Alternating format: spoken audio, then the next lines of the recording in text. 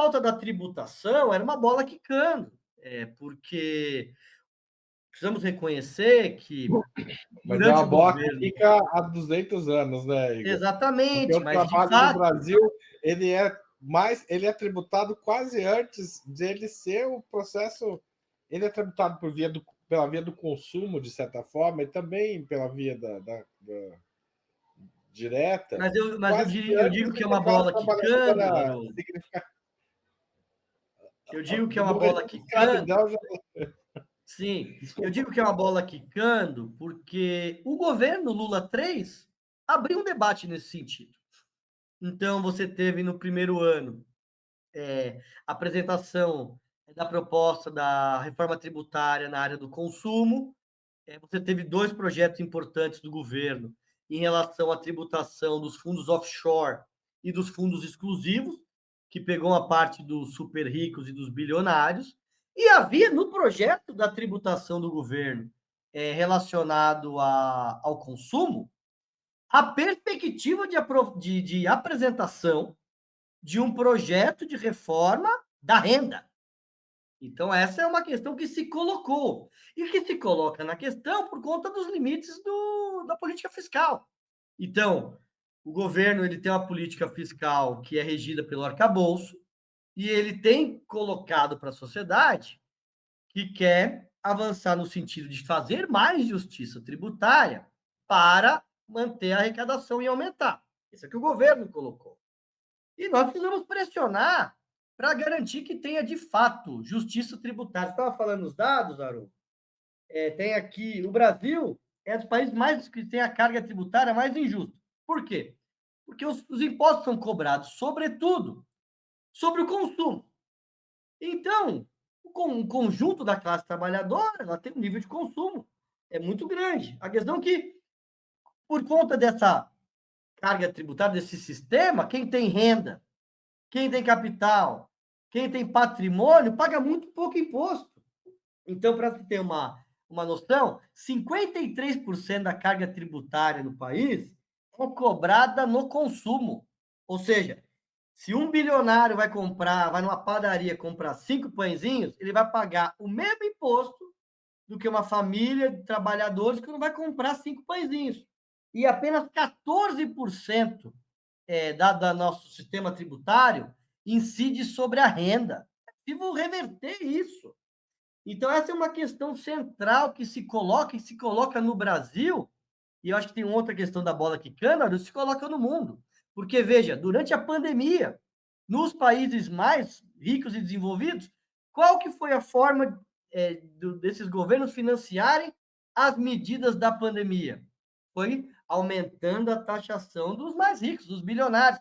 E o Brasil tem um tabu em relação a isso, porque se criou um bloqueio em relação aos impostos, e se utiliza a questão da rejeição desse debate como uma forma de manter os privilégios daqueles que ganham muito e não pagam impostos.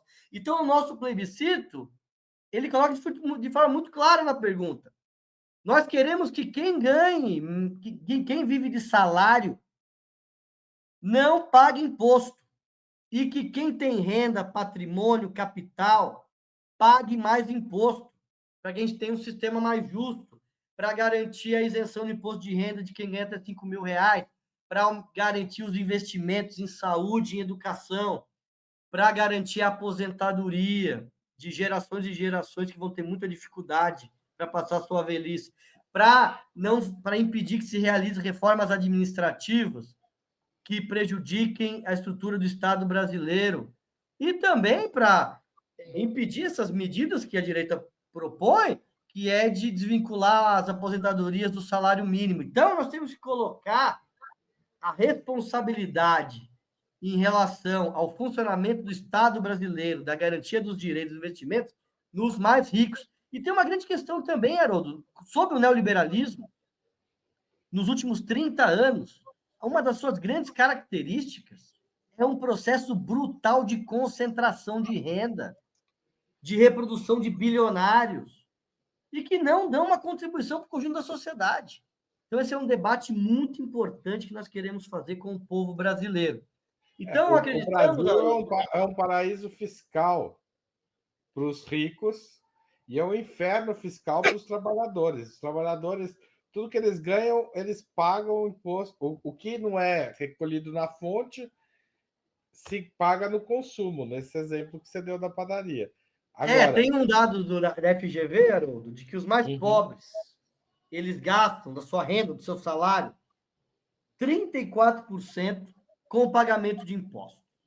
Enquanto os mais ricos, eles gastam 11% da sua renda com impostos. Essa é a realidade tributária. O Brasil é um paraíso fiscal.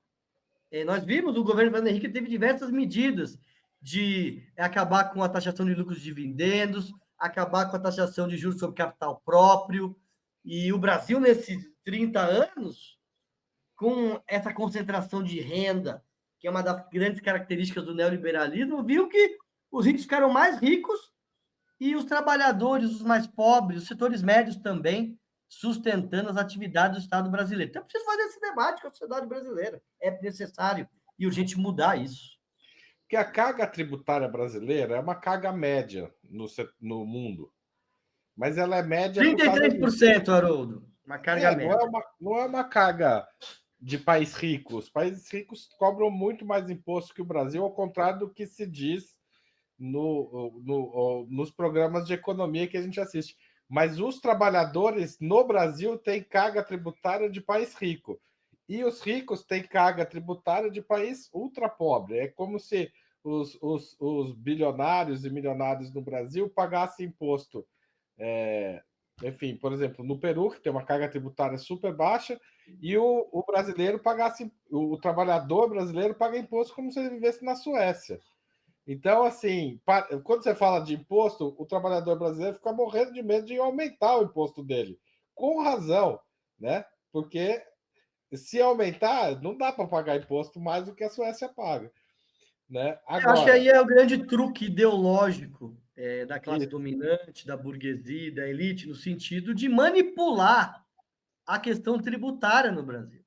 O Brasil tem uma carga tributária que representa 33% do PIB. É uma carga média, não é uma carga elevada. A grande questão que eles utilizam é a insatisfação dos trabalhadores, dos mais pobres, em pagar imposto e não ter muitas vezes retorno quando vai num posto de saúde, quando matricula um filho numa escola pública, quando tem que chegar à noite e não tem polícia, não tem luz, aí o trabalhador, as pessoas falam, eu pago esse tanto de imposto e eu não tenho retorno, eu não quero saber de imposto. O debate que a gente tem que fazer é o seguinte: você tem que pagar menos imposto. Quem tem que pagar mais imposto é quem ganha mais. São os bilionários, que estão, inclusive, bem privilegiados por uma série de políticas de isenção fiscal. Então, tem aí cálculos que são, inclusive, foram abertos pelo Ministério da Fazenda, de que o Brasil perde por ano em torno de 300 bilhões de reais com isenções fiscais de empresas do agronegócio, da indústria, do setor de serviços, que vão conseguindo uma brechinha aqui, um projeto ali, e vão deixando de dar contribuição para o conjunto da sociedade brasileira, para o funcionamento do Estado brasileiro. Então, eles utilizam um biombo ideológico, se não, o imposto no Brasil é muito alto, é possível diminuir a carga tributária. E a partir disso eles escondem que a questão não é diminuir a carga tributária. Nós precisamos reverter a carga tributária, mudar a pirâmide, para que os mais ricos paguem mais, para os trabalhadores, os mais pobres, pagarem menos. Essa é a grande questão. Esse é o debate. Eu acho que muitas vezes, Haroldo, a esquerda ficou bloqueada nesse debate. Nós temos que enfrentar. Nós não, os trabalhadores não queremos que os trabalhadores paguem esse tanto de imposto. Não queremos que os trabalhadores sustentem a arrecadação do país. Quem tem que sustentar são os mais ricos, os bilionários, quem vive de renda, os banqueiros, os grandes empresários, do agronegócio, que não paga nem imposto na Lei Candir, que foi isenta durante o governo Fernando Henrique, que exporta sem nenhum tipo de imposto, e estamos vendo aí o problema do aumento do preço dos alimentos, claro. Eles preferem vender para fora, quando aumenta a demanda, e aí acaba aumentando o preço aqui no Brasil, e quem paga de novo são os trabalhadores, é o povo brasileiro.